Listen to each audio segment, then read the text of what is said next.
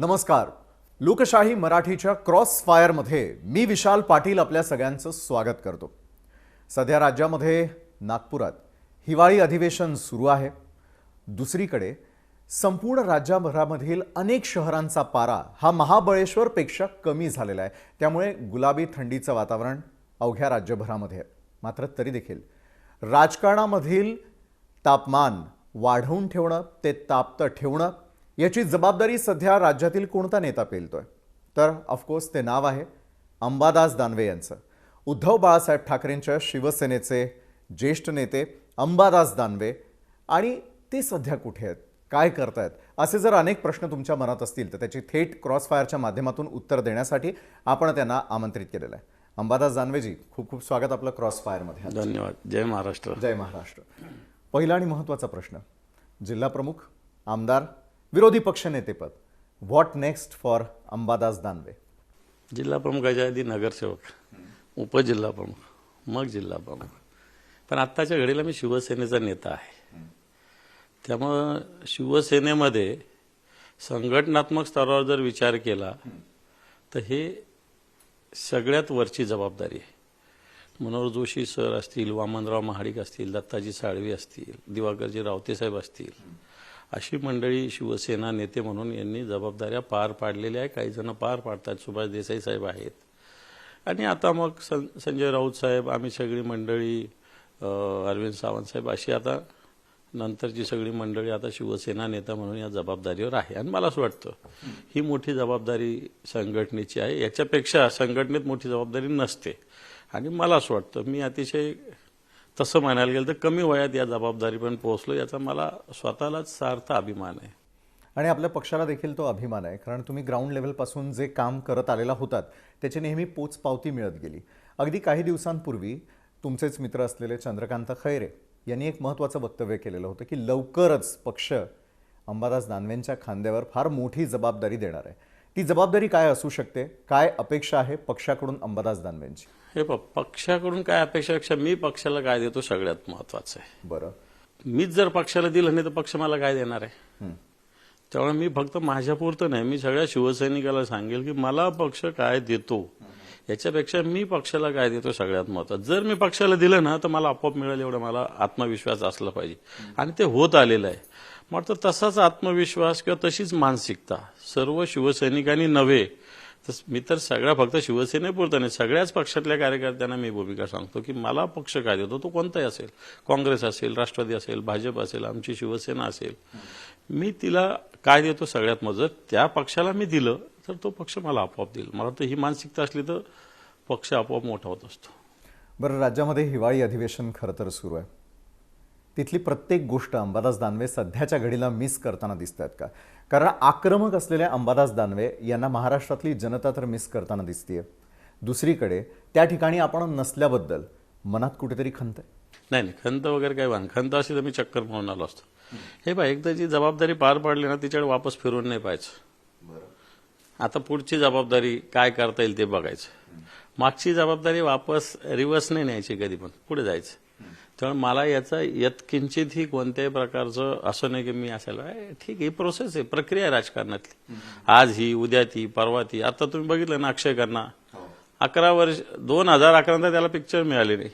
आता सगळे त्याचं नाव घेतात, युगंधरमुळं, छावामुळं त्याचं मोठं नाव घेतात.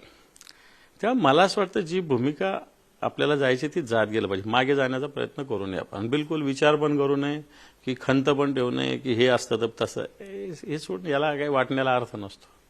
बरं, यंदाच्या हिवाळी अधिवेशनामध्ये विरोधकांची धार कुठेतरी बोथट झालेली आहे का? कारण ज्यावेळेला तुमच्याकडे मोठ्या जबाबदाऱ्या होत्या त्यावरती पायऱ्यांवरती होणारी आंदोलनं आम्ही पाहिलेली होती. यंदा तसं काहीच घडलं नाही. विरोधक शांत झालेत? विरोधक शांत झाले असं म्हणता येणार नाही. परंतु सरकारने किंवा विधिमंडळाने, विधानसभा अध्यक्ष असेल, विधानसभा सभापती असेल, विरोधी पक्षनेत्यांची अजून समजा परिषदेमध्ये काँग्रेसने नाव दिलेलं आहे, सभेमध्ये आम्ही शिवसेनेने नाव दिलेलं आहे, पण अजून ती जबाबदारीच दिलेली नाही. खरं तर ही जबाबदारी असल्यानंतर काम करण्यामध्ये कोणीतरी लीड करत असतं. आणि म्हणून निश्चित या सगळ्या लीडच्या प्रश्नामुळे काही ठिकाणी अशा गोष्टी होऊ शकतात. मी होत असताना सगळ्यांना 4-4 वेळेस फोन करणं, सगळ्या पक्षांना बोलवणं, बैठका घेणं, या सगळ्या गोष्टी करत होता. आता कोण तिथं काय करतं मला काही माहिती नाही, त्यामुळे मी विचारलं पण नाही, मी बघितलं पण नाही. बरं, पण महाविकास आघाडीमध्ये मग ही जबाबदारी कोण सांभाळताना दिसेल? कारण कालच ज्या प्रकारे आम्ही पाहिलं होतं की उद्धव ठाकरेजींनी देखील जाऊन थेटपणे भेट घेतलेली होती, मात्र अजूनही विरोधी पक्षनेते पद कुणाला आणि कोण विरोधी पक्षामध्ये बसणार यावरून एकमत होत नाहीये की नेमकं काय? असं काही नाही. शिवसेनेनं विधानसभेसाठी भास्करराव जाधवांचं नाव दिलेलं आहे, काँग्रेसनी पण मला असं वाटतं दिलेलं असेल. आणि हा सगळा प्रश्न काही इच्छेचा नसतो, बऱ्याच जणांच्या मनात किंवा असा माहिती देण्याचा प्रयत्न होतोय. ज्याची संख्या जास्त त्याचा ऑटोमॅटिक नॅचरली झाला पाहिजे. उलट परिषदेमध्ये आमची आणि काँग्रेसची संख्या तशी सेम आहे, पण ठीक आहे, महाविकास आघाडी असल्यामुळे एखाद्या ठिकाणी त्यांना दिलं पाहिजे या भावनेतून आम्ही काही परिषदेवर अजून तरी दावा नाही केला, पण सभेवर तर आमचा दावा आहेच आहे. कोणत्या पदासाठी योग्य असं वाटतं? हे नाव पक्षाने भास्करराव जाधवांचं नाव सजेस्ट केलेलं आहे, तेव्हा योग्य अयोग्यतेचा प्रश्न नसतो. पक्ष जो सुचवतो, पक्षाला व्यवस्थित, समजा आता मला सुचवलं तर माझ्यापेक्षा आणखी वरिष्ठ सक्षम लोक विधिमंडळात आमच्या परिषदेत होते ना. अनिल परब यांना पूर्ण विधिमंडळाच्या कामकाजाचा पूर्ण अभ्यास आहे, मुद्द्याची जाणीव आहे.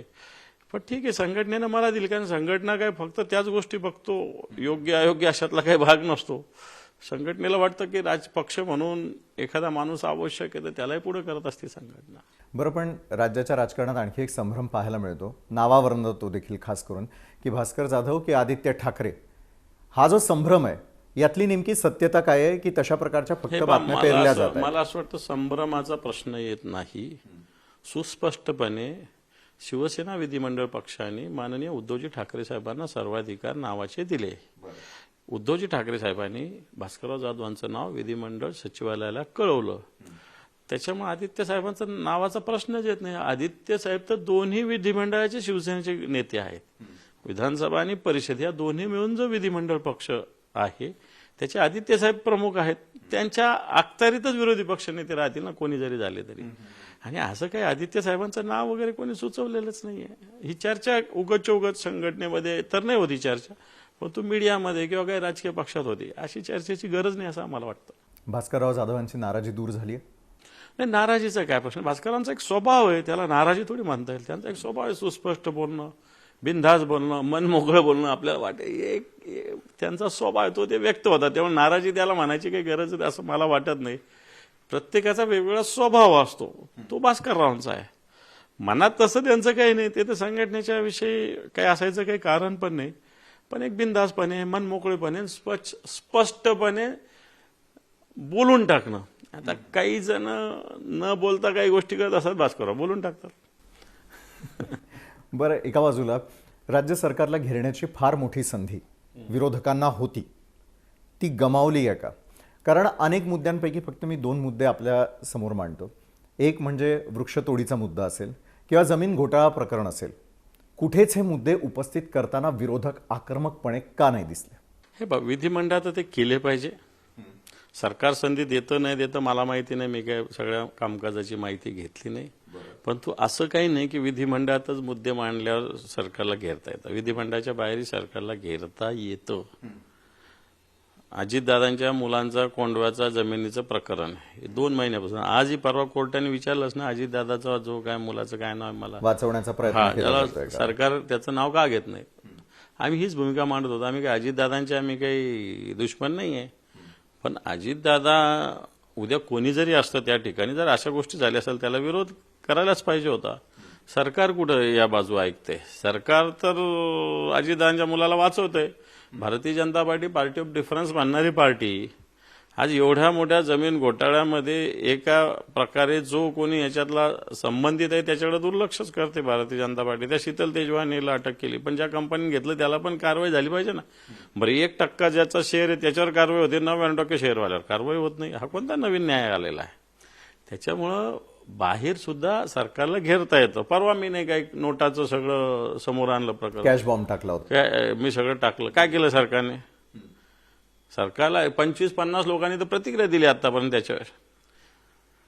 एक प्रकारे सरकारची प्रतिमा याच्यातून मलिन हळूहळू आता कुठेतरी सर्वे आला होता ना, हा देवेंद्र फडणवीसांचं वर्षपूर्ती पूर्ण झालं की त्याच्यात सरकारची प्रतिमा खराब झाल्यामध्ये अजितदादाचं प्रकरण आहे, धनंजय मुंडेचं ते जे मस्साजोगला झालेलं देशमुखांचं खून आहे ते प्रकरण आहे. सरकारची प्रतिमा खराब होत असते.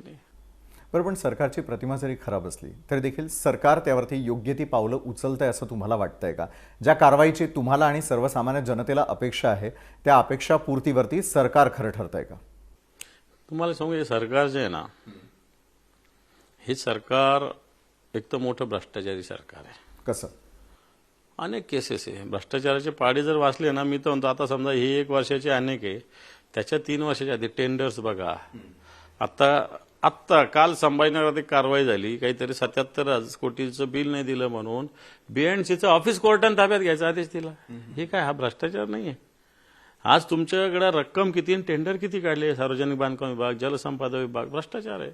इकडे मेगा इंजिनिअरिंग कंपनीला 13,000 कोटीचं टेंडर 16,000 कोटी दिले. हा भ्रष्टाचार नाहीये? ते बिवलकर कुटुंबियांना जमीन दिली, ज्यांनी इंग्रजांना मदत केली होती, म्हणजे देशविरोधी भूमिका घेतली होती, त्याला जमीन परत देत आहे सरकार. हा भ्रष्टाचार नाहीये? पण भ्रष्टाचारावरती कुठलं कठोर पाऊल उचलतंय सरकार? मग नाही उचलत आहे ना. सरकार भ्रष्टाचारांचं सपोर्ट करतंय, भ्रष्टाचारांना पाठीशी घालतंय सरकार. हेच तर म्हणणं आहे आमचं की भ्रष्टाचारांना सरकार पाठीशी घालतंय. सगळे भ्रष्टाचारी आज भारतीय जनता पार्टीमध्ये सहभागी होत आहेत आणि या भ्रष्टाचारांना सरकार पाठीशी घालतंय. बरं, कॅश बॉम्बचा मगाशी तुम्ही देखील उल्लेख केलेला होता, त्याला अनुसरूनच मला प्रश्न विचारायचा आहे. एका बाजूला तुम्ही एक व्हिडिओ जारी केलेला होता, या व्हिडिओमध्ये असलेले व्यक्ती कोण असा सवाल तुम्ही उपस्थित केलेला होता. दुसरीकडे कॅश बॉम्ब पाठोपाठ चित्रलेखा पाटील यांनी देखील भरत गोगावले यांचा एक व्हिडिओ शेअर केलेला होता. सरकारमध्ये खरोखर पैशांचे असे थेट व्यवहार होत आहेत का? मग हे व्हिडिओज कुठून येतात? लाव रे तो व्हिडिओ हे महाराष्ट्राच्या राजकारणातून कधी लांब जाणार, कधी दूर जाणार? हे बा, व्हिडिओ समोर येत आहेत. माझं म्हणणं आहे की समजा चुकीचा व्हिडिओ आम्ही जर पोस्ट केला असेल तर आमच्यावर पोलीस कारवाई करावी, असं माझं चॅलेंज आहे सरकारला. गुन्हा दाखल करा आमच्यावर, माझ्यावर गुन्हा दाखल करून टाका सरकारने की यांनी चुकीचा व्हिडिओ दाखल केला, हा माणूस तो नाहीच आहे आणि याच्याकडे त्या नोटा नाहीच आहे, अशी एक पोलीस कंप्लेंट माझ्यावर करा आणि गुन्हा रजिस्टर करा, असं माझं सरकारला खुलं आव्हान आहे. करता का बघू आपण. मी ते करायची वाट बघतोय. मग माझ्याकडे सगळं आहे, सगळ्या गोष्टी यावंच. मला पोलिसांनी, मी तर वारंवार म्हणतो की पोलिसांमध्ये कंप्लेंट करा आणि पोलिसांनी माझ्याकडे तपासायला या, मग मी तुम्हाला दाखवतो काय काय म्हणून. एकीकडं सामान्य माणसाला बँकेत जायचं तर 50,000च्या वर कॅश भरता येत नाही, 50,000च्या वर कॅश काढता येत नाही. इकडे मला कुठं विमानात जायचं तर 2 लाखाच्या वर तुमच्याकडे खिशात रक्कम ठेवता येत नाही. घरामध्ये सुद्धा तुम्हाला ठीक आहे, तुमचं उत्पन्न असेल तेवढं ठेवायचं तुम्हाला अधिकार आहे, काय हरकत नाही ठेवायला. पैसे जर माझे असले 2 कोटी काय 200 कोटी काय 2,000 कोटी असले, माझ्या उत्पन्नाचा सोर्स असला, ते माझ्याकडे असले तर ठेवायला कोणाची चोरी आजच काही कारण नाही. कोणी काही करू शकत नाही. इन्कम टॅक्स नाही, सीबीआय नाही, ईडी नाही, पीडी नाही, काही करू शकत नाही जर माझे असले तर.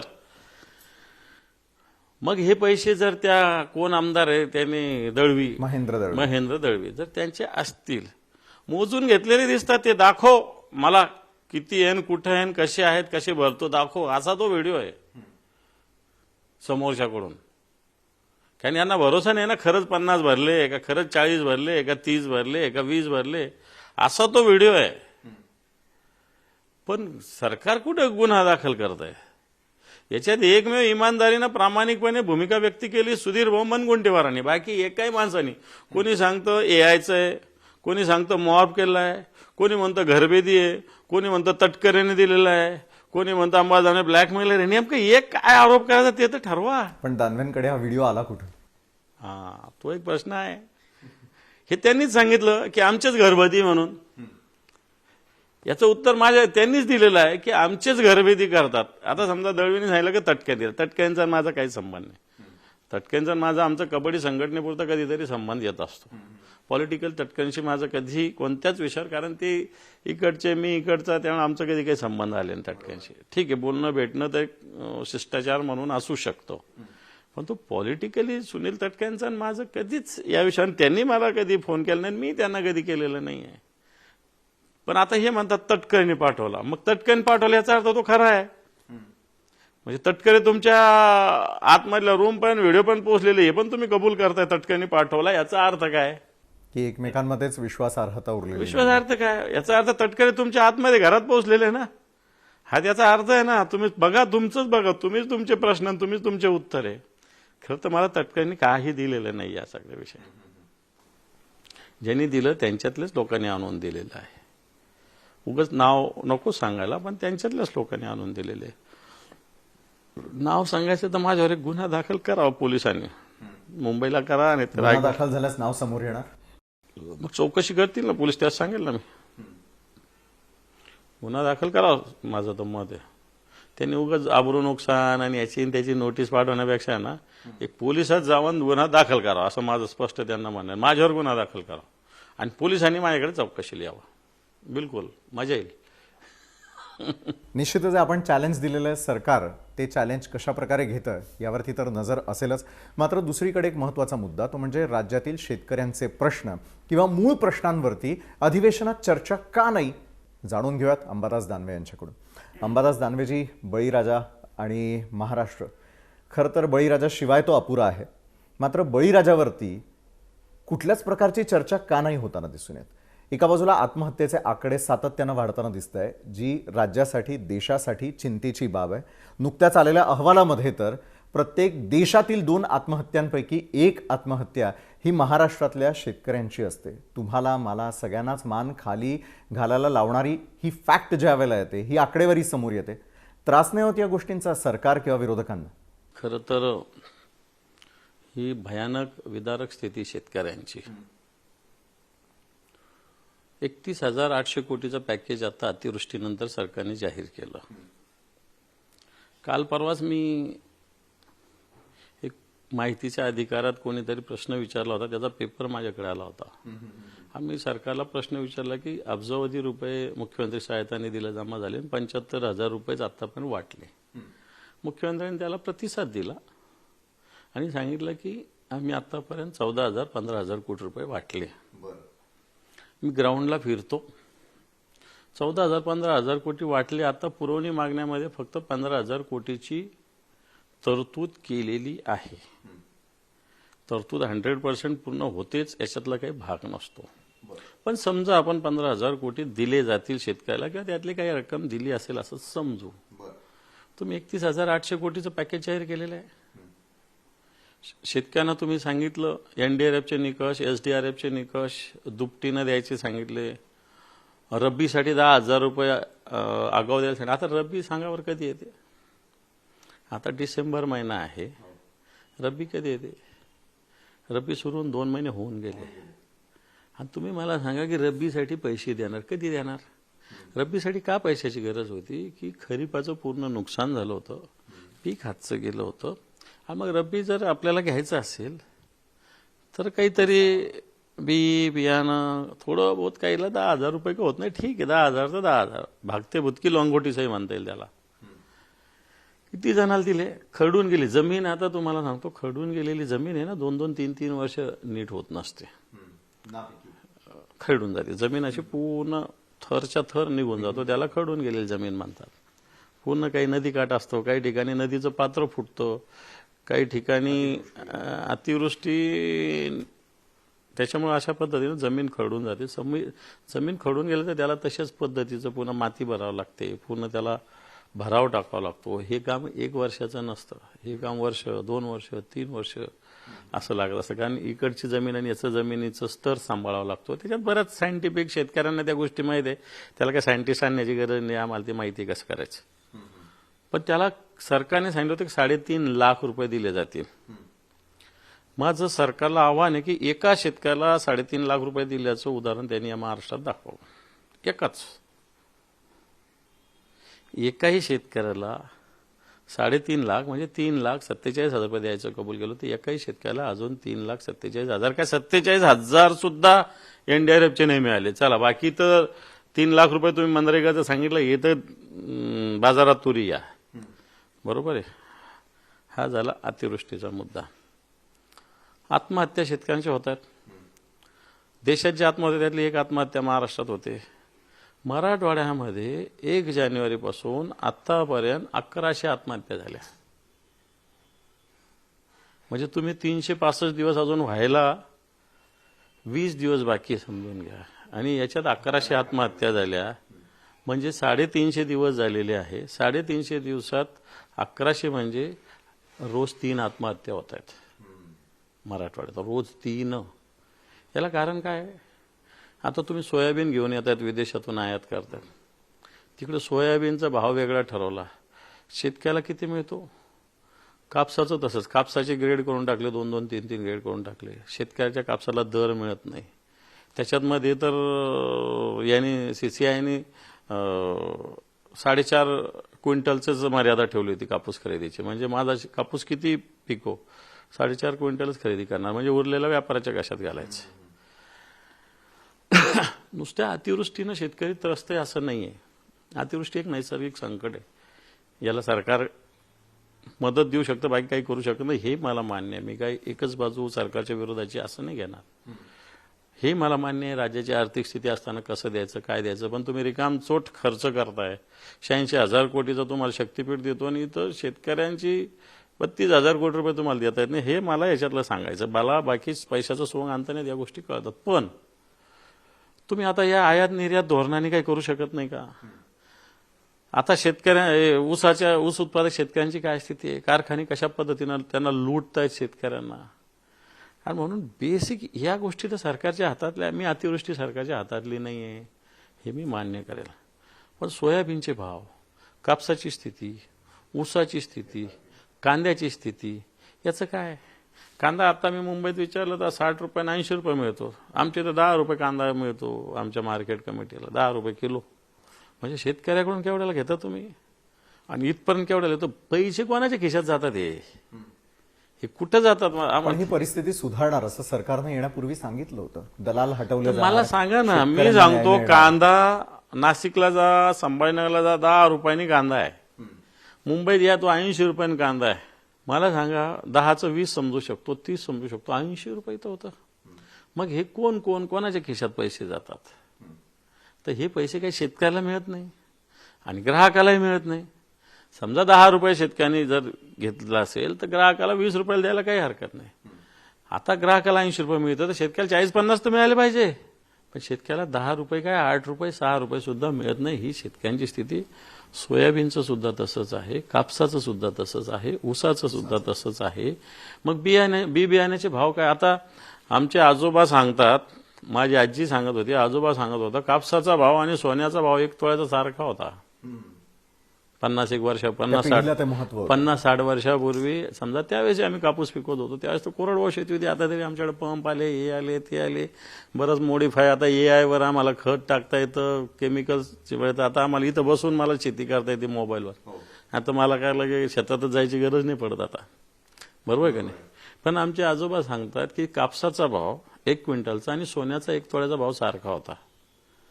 आता कापूस 6-7 हजार रुपये, सोनं 1,10,000, 1,15,000 रुपये. कुठं गेलंय? कुठं गेलं? कापसाला पांढरं सोनं का म्हणतात? याला कारण हे होतं की कापसाचा भाव आणि सोन्याचा भाव तोळ्याचा आणि क्विंटलचा सारखा होता. आता कापूस 6-7 हजारांनी, सोनं 1,00,000-1,15 लाख रुपयाला गेले. आता मला भाव माहीत नाही, पण 1,10,000-1,15,000 असं माझ्या कानावर आहे.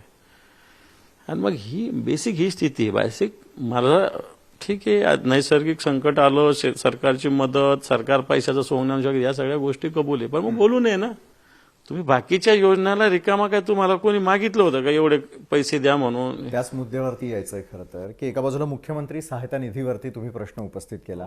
राज्याच्या तिजोरीची सद्य परिस्थिती काय, महाराष्ट्राला समजू द्या. राज्याच्या तिजोरीची परिस्थिती आता अशी आहे, 9,35,000 का 36,000 कोटी रुपयाचं कर्ज राज्याच्या डोक्यावर आहे. राज्याची लोकसंख्या 9,36,000चं गणित मांडलं तर 81,000 रुपये माणूस जन्मला का त्याच्या डोक्यावर कर्ज या महाराष्ट्रातले आहे. 81,000 रुपये आत्ताच्या घडीला. बरं, आता हे 9,36,000 कोटी, याच्यातले कित्येक पैसे तर पुन्हा व्याज देण्यातच जातं. असंही नाही की बाबा कर्ज झालं तर आपण काही डेव्हलपमेंट केलं, काही काम आलेलं. याच्यातलं तर मला वाटतं 20 का 25% तर रक्कम नुसती व्याज भरण्यात जाते. पगार देण्यात जातो. विकासावर कुठे खर्च होतो? सामान्य माणसावर कुठे खर्च होतो? आज राज्याची तिजोरी अजून 2-3 वर्ष जर थोडं कडक राहिलं तर बरी होईल. नाहीतर कोणी खुर्चीवर बसा, कोणता मंत्री व्हा, कोणता मुख्यमंत्री व्हा, काही करू शकत नाही, अशा प्रकारची स्थिती आहे. आणि याला कारण राज्याच्या तिजोरीची उधळपट्टी मागच्या काळात केली गेली, मागच्या सरकारने केलेली. ठीक आहे, आताच्या सरकारला देवेंद्रजी रोष पत्करतायत, म्हणजे खरं बोलायला पाहिजे, मी पण रोष पत्करतात, पण ते तिजोरी नीट आणण्याचा प्रयत्न करतात असं मला तरी वाटतं. मी काय एकदम प्रत्येक गोष्टीत मी टीका टिप्पणी नाही करणार. मला असं वाटतं की ते तिजोरीला डिसिप्लिन आणण्याचं पण त्यांचे जे आजूबाजूचे लोक आहेत ना, स्पष्ट बोललं ना, शब्द चांगला नाही वाटत, पण डाकू लोक आहेत. बरं, पण हे मुख्यमंत्र्यांना कळत नसावं, काय अपरिहार्य आहे? कळतं म्हणून तर या सगळ्या मंत्रिमंडळ बहिष्कार, अमित शहाकडे जाणे, हे प्रकार त्याच्यामुळेच होत आहे. ते बाकी काय कारण आहे? बाकी काहीच कारण नसतील याला. बरं, आजचा सामना देखील वाचला मी, त्याच्यामध्ये मिंधे सरकार असं म्हटलेलं आहे पुन्हा एकदा. त्यांच्या कार्यकाळात काय झालं हे बोलताना दिसून येतं. मात्र तेवढाच सॉफ्ट कॉर्नर भाजपविषयी आहे का? तुम्ही असा किंवा शिवसेना असेल, भाजपकडे हळूहळू झुकताना दिसतीये का? झुकायचं नाही, काही गोष्टी सत्य कबूल केल्या पाहिजे. मी आता सांगितलं ना की देवेंद्रजी सगळ्यांचा रोष पत्करतात, पण ते पत्करत असतील तर काहीतरी डिसिप्लिन आणत असतील. उधळपट्टी, ही योजना सुरू कर, इतके 1000 कोटी, ती योजना सुरू कर, गरज नाही ना. आधी आपल्याकडे जे म्हण आहे ना, अंथरून पाहून पांघरून पाय पसरले पाहिजे ना. माझं अंथरूणच एवढं आहे तर माझे पाय लांब कशाला करायचे मी?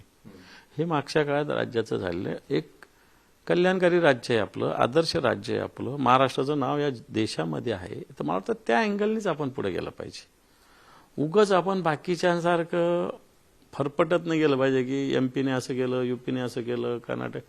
आपण असं नाही केलं पाहिजे. आपली सिस्टीम लोकांनी घेतली पाहिजे. एक लक्षात ठेवा, आपल्या महाराष्ट्र एवढं मोठं आपलं राज्य आहे की आपली सिस्टीम दुसऱ्या राज्यांनी घेतली पाहिजे. आपण दुसऱ्यांची काय घेतो? उसण्या.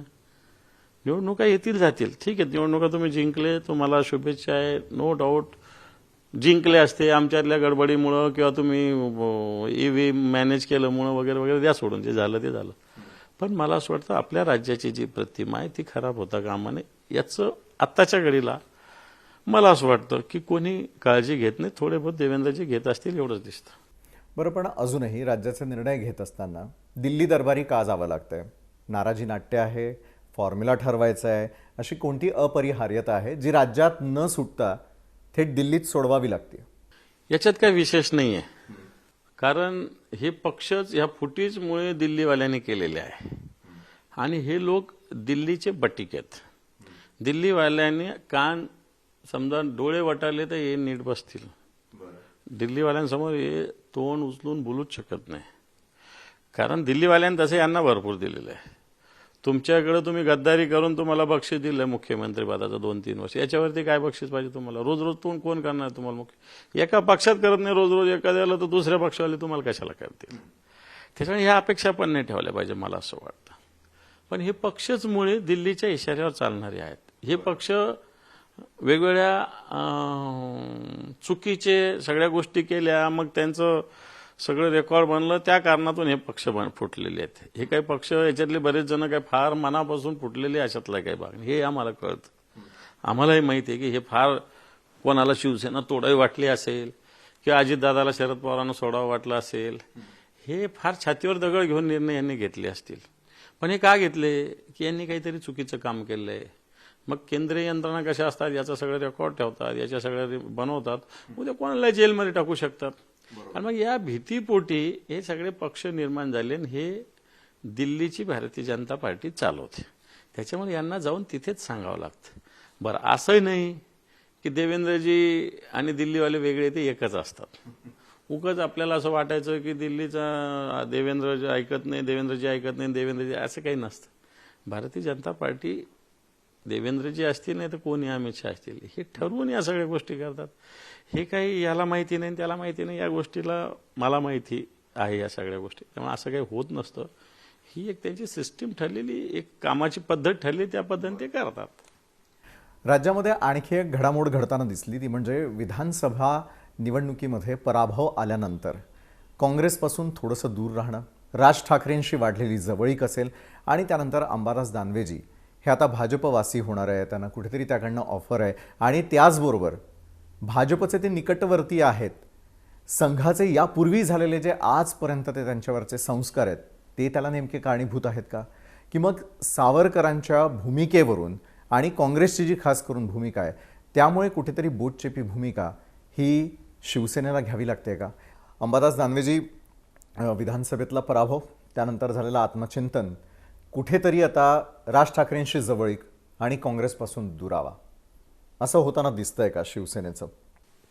जिंकणं आणि हारणं, ठीक आहे, आम्ही हारलो, त्याची कारणं समोर आहेत. मतदार याद्यातला घोळ आहे, ईव्हीएम विषयी लोकांच्या मनात शंका आहे. आणि असं असताना काही गोष्टी आमची महाविकास आघाडी म्हणून चर्चा शेवटच्या दिवसापर्यंत चालणं हे पण महत्त्वाचं आहे. खरं तर जागा वाटप लवकर व्हायला पाहिजे होतं आणि मग हे लवकर आता शिवसेना, राष्ट्रवादी काँग्रेस हे पक्ष कसे इथल्या इथं निर्णय घेतात आणि त्यांचा काय फोनवर निर्णय होऊ शकतो 1 मिनिटात. आमचा पण समजा आम्ही साहेबांना विचारलं, साहेब असं काय करायचं, साहेबांनी सांगितलं तसं तर तसंही ना, संपलं. फार साहेब पण आमचे असं नाही की उद्या ठरवू आपण, परवा ठरवू, असं काही नाही आमच्याकडे. तसंच मला वाटतं राष्ट्रवादी काँग्रेस, शरद पवार पक्षाचंही तसंच जनरली तसंच असतं. पण काँग्रेसची सिस्टीम वेगळी आहे. काँग्रेस मग ही कमिटी प्रदेशाला विचारते, प्रदेश मग केंद्राला विचारते, मग केंद्रामध्ये वेगवेगळ्या पद्धतीने त्यांची ती प्रोसेस आहे त्यांच्या पक्षाची.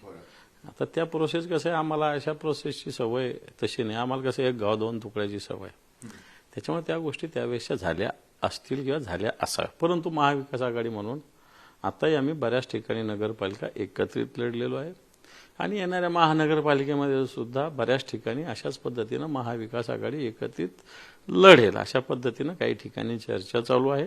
आता मुंबईमध्ये मान्य राजसाहेबांची मनसे आणि शिवसेना या मागच्या 6-8 महिन्यात एकत्रित येऊन, कारण मुंबईचे इश्यूज वेगळे आहे, महाराष्ट्रातले इश्यूज निश्चित वेगळे आहेत. तेव्हा मुंबईच्या लेवलला जरी विचार केला, उद्धवसाहेब राजसाहेब एकत्र आले आणि एकत्र लढले तर मात्र महानगरपालिका निवडणुकीवर मोठा परिणाम होईल अशा प्रकारची मानसिकता सगळ्यांची. बरं, पण स्थानिकच्या मुद्द्यावरती जर आपण आलो तर काँग्रेसची गरज आता तुमची संपलेली आहे का? दुसरीकडे सावरकरांच्या मुद्द्यावरून अनेक वेळेला बोटचेपी भूमिका शिवसेनेला घ्यावी लागली. एक तर आमची महाविकास आघाडी आहेच हे मी सांगेल. आमचे बऱ्याच ठिकाणी आता नगरपालिकेला अलायन्स झालं, महापालिकेला काही ठिकाणी होईल, जिल्हा परिषदेमध्ये आम्ही चर्चा करतो. एक आणि काँग्रेस पक्ष आणि शिवसेना पक्ष हे स्वतंत्र पक्ष आहे. सावरकरांच्या विषयी शिवसेनेची अतिशय आग्रही भूमिका आहे. काँग्रेसची भूमिका जी असेल ती असेल. काँग्रेसच्या सगळ्याच भूमिकेशी आम्ही सहमत असणं जरुरी नाही. महाविकास आघाडी त्यांचे विचार वेगळे, त्यांचे विचार आणि आमचे विचार कुठे, ही आघाडी आहे. हे काय आमचं हे नाही, एकत्रीकरण नाही, आमचं आघाडी आहे, वेगवेगळी आघाडी, वेगवेगळ्या पक्षाचे लोक, कित्येक पक्षाचे, कम्युनिस्ट पण याच्यामध्ये. मग काय झालं, कम्युनिस्टाचे विचार तर अतिशय वेगळे आहेत. पण एकंदर भारतीय जनता पार्टीला उत्तर देण्यासाठी अशा पद्धतीने अलायन्स केलेली आम्ही. त्याच्यामुळं सावरकरांचा मुद्दा झाला तर शिवसेना, सावरकरांविषयी तर शिवसेनेची बोटचेपी भूमिका कदापि शक्यच नाही आहे. सावरकरांच्या बद्दल सावरकर ज्या पद्धतीनं राष्ट्राभिमान, त्यांनी देशभक्तीचं वेगवेगळे प्रमाण दाखवलेले आहे स्वतःची या देशासाठी, मला असं ते कोणता महाराष्ट्रातला काय देशातला कोणताही नागरिक विसरू शकत नाही. ती भूमिका आमची आहेच आहे ना.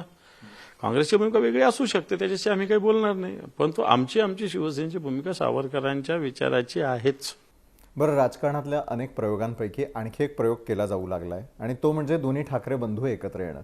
मुंबई महापालिकेत म्हणा किंवा महाराष्ट्रातल्या स्थानिक स्वराज्य संस्थांच्या निवडणुकांमध्ये ठाकरे ब्रँड कितपत चमत्कार घडवू शकेल, ठाकरे ब्रँड हा केवळ बाळासाहेबांपुरती मर्यादित होता, अशी देखील वक्तव्य येताना दिसतात.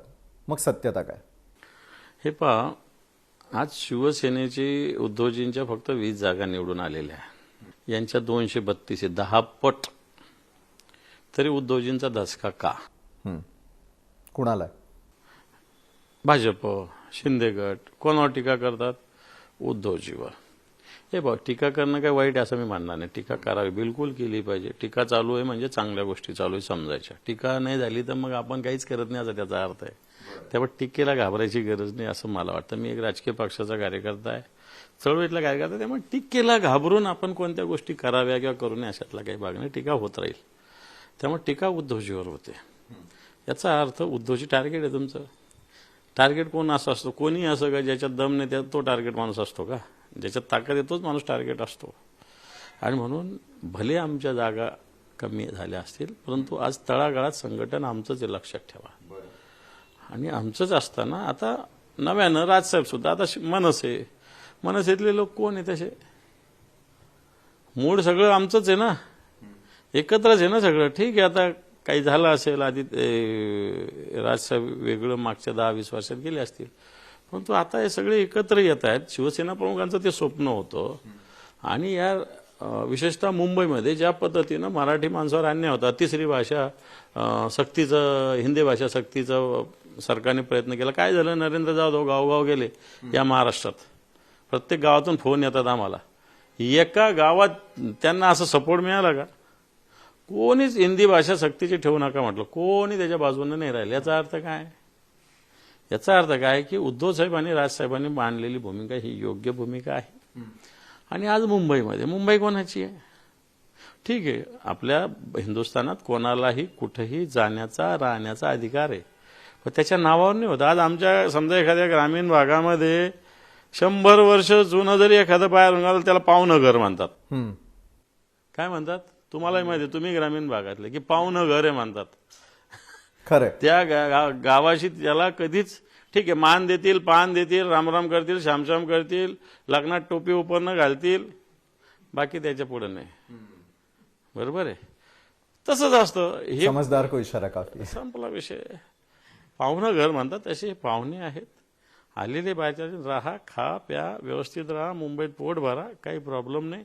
हा, पण खुर्चीवर बसायच्या डोक्यात नका तुम्ही. एवढंच आमचं म्हणणं आहे. बरं, ठाकरे ब्रँडविषयी मी तुम्हाला प्रश्न विचारलेला तर त्यालाच जोडून एक पुढचा प्रश्न मला खरं तर विचारायचा आहे. महापौर नेमका कुणाचा येणार असं तुम्हाला वाटतं? आणि महापौर कोण असावा हे तुमचं स्वप्न आहे? कोण असावा व्यक्तीशी काही घेणं देणं नाही आपल्याला. शेवटी व्यक्ती कोण आहे हे महत्वाचं नाही, कोणता विचार त्याच्या मागे तो महत्वाचा आहे. अर्थात मागच्या काळातलं मुंबईतलं सगळं बघितलं तर उद्धवजीने करून दाखवलं म्हणून घोषणा दिली होती. करून दाखवलं सगळं मुंबईला माहिती आहे. आता मागच्या 4 वर्षात काय झालं? या मुंबईमध्ये नुसतं लुटायचं काम चालू झालंय. काल परवा कोणतरी म्हणलं मुंबई लुटली. अरे मुंबई तुम्ही लुटता, जाऊन इथंच बघा. आता या साईडला चांगले रस्ते उखाडतायत पुन्हा नव्याने. कशासाठी? गुत्तेदार, रंगरंगोटी रिकामी. या मुंबईमधले अर्ध्याच्या वर रस्ते आत्ताच्या घडीला खोदून ठेवलेले आहेत. कशासाठी? चांगले रस्ते का गोठले? मग मुंबईतले रस्ते खोदणं म्हणजे काय सोपं काम आहे का? खाली काय काय असतं त्याला काय काय किती वेळ लागतो? आणि म्हणून या मुंबईचा विकास शिवसेनेने केलाय मान्य उद्धवजींच्या नेतृत्वात. त्यामुळे उद्धवजींच्या नेतृत्वाखाली जो काम करेल तो उद्धवजींच्या विचारानंच काम करणार असेल.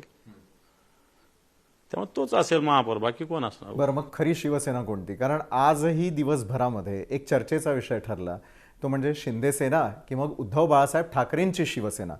मूळ शिवसेना कुठे आणि कोणाची? शिवसेना मान्य बाळासाहेब ठाकरेंनी स्थापन केलेली आहे. बाळासाहेबांनी ही शिवसेना आता उद्धव ठाकरे सांभाळतील, आदित्यला उद्धव ठाकरेंना सांभाळा अशा पद्धतीनं शिवसैनिकाला भावनिक आवाहन केलं होतं. एकनाथ शिंदेला सांभाळा नाही म्हटले बाळासाहेब, बरोबर नाही? आणि हे निवडणूक आयोगाने तुम्हाला केलेली बहाली ही काही तुमची नाही शिवसेना. तुम्हाला करायचं तर दुसरा पक्ष स्थापन करा, त्याची 60 नाही 120 निवडून आणा, आम्हाला काही घेणं देणं नाही.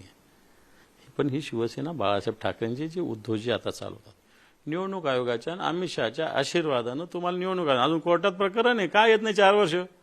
कुत्र्याची हेरिंग होती, कबुतराची हेरिंग होती 2 दिवसात. कबुतरांना दाणे मिळत नाही म्हणून लगे कोर्ट ताबडतोब निकाल देतं. भटक्या कुत्र्यांना काही करू नये म्हणून लगे कोर्ट ताबडतोब निर्णय. अरे 4 वर्ष झाले ना आमची केस आहे, येऊ द्या ना म्हणा. का घाबरता? मग लावा ना निकाल, जो लागेल तो लावा ना. मग कळ ना शिवसेना कोणाची. कोर्टाला कायद्याच्या आधारावर घासून निर्णय द्यावा लागणार आहे. आणि ती शिवसेना बाळासाहेब ठाकरेंची आहे. जी शिवसेना बाळासाहेबांनी उद्धवजींकडे सुपूर्द केली त्या शिवसेनेचं काम करणार आम्ही शिवसैनिक आहोत. शिवसैनिक तुम्ही आहात आणि शिवसेना तुमची आहे असं तुम्ही ठामपणे सांगताना दिसता. मात्र मुंबईतल्या मराठी माणसांकडून प्रश्न तुमच्यासाठी. मुंबईतला मराठी माणूस हरवत चाललाय की मुंबईमध्ये मराठी माणसाला घर मिळावं ही अपेक्षा त्यांना सारून टाकायची का? अनेक सोसायट्यांमध्ये मराठी लोकांना घरं जी आहेत ती दिली जात नाही. दुसरीकडे अपप्रचार शिवसेनाच करतीये भाजपच्या बाबतीत किंवा सरकारच्या बाबतीत असा देखील आरोप होताना दिसतो. मराठी माणसानं कुणाकडे पाहावं? मला असं वाटतं असं होतंय, पण मी मराठी माणसाला म्हणेल की तुम्ही घर याच्याकडे त्याच्याकडे मागायला काय जाता? तुम्हीच निर्माण करणारे बना ना. ही धमक मराठी माणसाने ठेवली पाहिजे की घर देत नाही का ओरडायचं? आपणच घर देणारे बनलं पाहिजे असं माझं मत आहे मराठी माणसाने. आणि ही क्षमता मराठी माणसात आली पाहिजे. ती आत्ताच्या घडीला येऊ दिली जात नाही. हे अदानी अंबानीच्या चक्करमध्ये मराठी आता कोणी इथं बिल्डर मोठे मोठे नाव आता मी कोणाचं घेत नाही, कोणी काय व्यक्तिगत बोलायची गरज नाही, पण मराठी मोठे मराठी किती बोटावर मोजणे आहेत की मराठी लोक घर देत नाही, हे देत नाही, ओरडत बसा. मी म्हणतो अरे घर देणारे बना तुम्ही. उद्या मराठी माणसावर आरोप झाला पाहिजे की हा गुजरात्याला घर देत नाही, हा मारवाडी घर देत नाही. एवढं दम मराठी माणसाने निर्माण केला पाहिजे. बरं, ज्या प्रकारची ऊर्जा तुम्ही आत्ताही देताना दिसतायत मराठी माणसाला, तसंच काहीसं घडलं होतं ज्या दिवशी वर्धापन दिन होता. तुम्ही एक सुंदर असं पत्र लिहिलं, त्याच्यामध्ये एक मोठं आवाहन केलेलं होतं. त्या आवाहनाविषयी मला आपल्याकडून जाणून घ्यायचं आहे. ज्यांनी आपल्यापासून सगळं हिरावून घेतलं, जे आपल्या मुळावर उठले त्यांना नेस्तनाबूत करा, हे आवाहन नेमकं कुणासाठी होतं? कुणाकडे तुमचा इशारा होता? हे बा, मी शिवसैनिक आहे हे काय आता वारंवार सांगण्याची गरज नाही, पण मी काही व्यक्तिगत कोणावर काही बोलणार नाही किंवा मला तसं बोलायचं पण नाही. पण जी शिवसेना बाळासाहेबांनी स्थापन केलेली आहे, ठीक आहे, शिवसेना तोडली गेली, भारतीय जनता पार्टीने तोडली असेल, धनाच्या बळावर तोडली असेल, झालं ठीक. हे पण आपण होत असतं असं समजू, पक्षात होत असतं असं. पण म्हणून गलित ग्रात्र नाही व्हायचं. बिलकुल उद्याचा दिवस आपला आहे हे मनात उर्मी ठेवली पाहिजे. मी तुम्हाला पुन्हा उदाहरण देतो. अक्षय खन्ना, मी रात्रीच त्याचा व्हिडिओ काही बघितले युट्यूबवर. 2011 नंतर त्याला पिक्चर मिळत नव्हता. आता त्याच्या मागे पिक्चरची लांग आहे, लिजेंड म्हणून अक्षय खन्ना म्हटलं जातं, ज्याला एका वेळेला रिजेक्ट केलं होतं, एका वेळेला टीका झाली, ज्याचं आता सगळेजण कौतुक. त्याच्यामुळं मला असं वाटतं शिवसैनिकांनी तीच मानसिकता ठेवली पाहिजे. ठीक आहे, हे 5,000 खर्च करतात, हे 10,000 मतदार आले, देऊ द्या रे बाबा. मेहनत केली ना, हा एक माथा आणि हे 2 हात राहिले ना तर काही कमवत आहेत. मतदाराच्या पायावर हे डोकं टेकवलं आणि हे 2 हात जोडले ना, मतदार कुठं जात नाही. त्याची सेवा केली पाहिजे. 5,000 आणि 10,000 तर सगळेच देऊ लागले तर लोक एकालाच मतदान करतात ना, याचा अर्थ मत लोक फसवतात ना कोणाला तरी.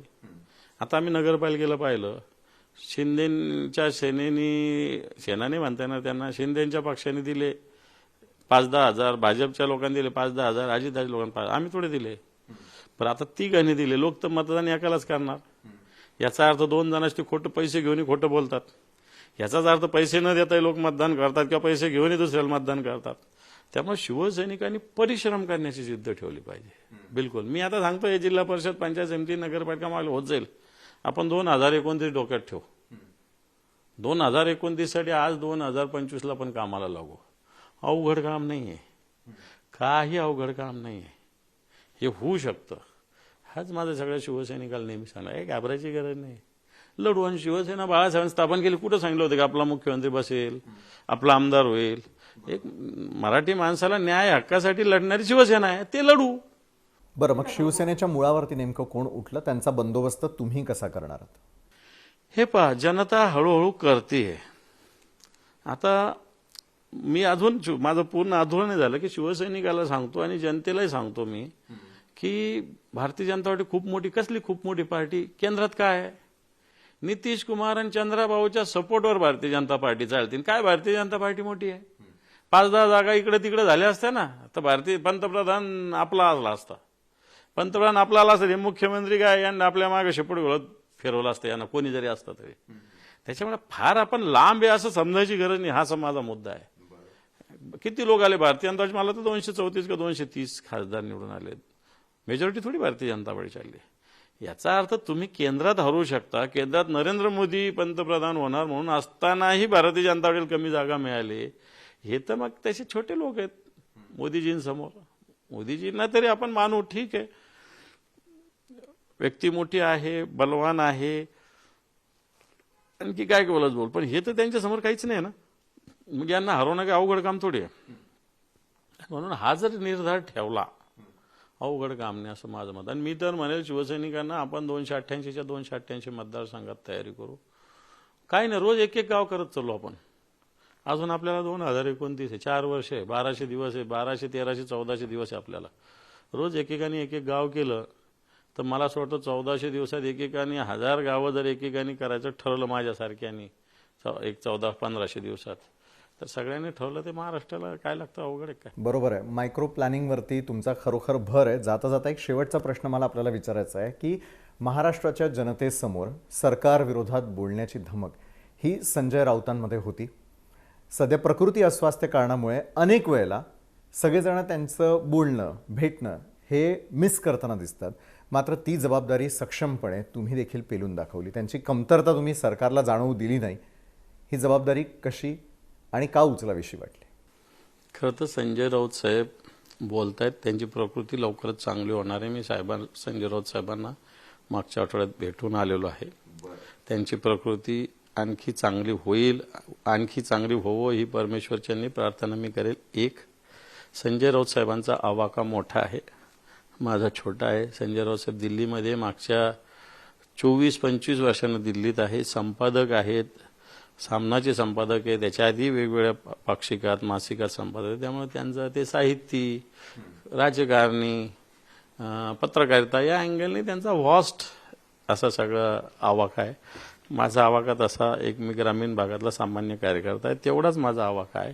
आणि मी काही त्यांची जागा वगैरे घेण्याचा प्रश्न येत नाही. मी एक पक्षाचा नेता म्हणून पक्षाची भूमिका आणि विरोधी पक्षनेता म्हणून काम केल्यामुळे ती भूमिका मी मांडत असतो आणि मांडत राहील. निश्चितच आहे. आपल्या पुढच्या कार्यकाळासाठी देखील आणि पक्ष देईल ती जबाबदारी स्वीकारण्यासाठी तुम्ही देखील तयार आहात. यासाठी आमच्या संपूर्ण प्रेक्षकांकडून आणि टीमकडून खूप खूप शुभेच्छा. धन्यवाद. थँक्यू. जय महाराष्ट्र. तर एका बाजूला आपण पाहिलं की ग्रामीण भागातून येऊन देखील महाराष्ट्राच्या राजकारणामध्ये दबदबा असलेलं व्यक्तिमत्व म्हणजे अंबादास दानवे. मात्र अंबादास दानवे इतर नेते मंडळींपेक्षा कसे वेगळे आहेत या मुलाखतीच्या माध्यमातून तुमच्या देखील लक्षात आलं असेलच. आजच्या क्रॉस फायरच्या सर्व प्रश्नांना त्यांनी सडेतोड उत्तरं दिलेली आहेत. मात्र त्यांच्या या उत्तरांना पुढचे प्रतिप्रश्न कोण करतं याकडे देखील आपलं लक्ष असेलच. तुर्तास आजच्या क्रॉस फायरमध्ये वेळ झाली इथेच थांबण्याची. ताज्या घडामोडींसाठी पाहायला विसरू नका लोकशाही मराठी.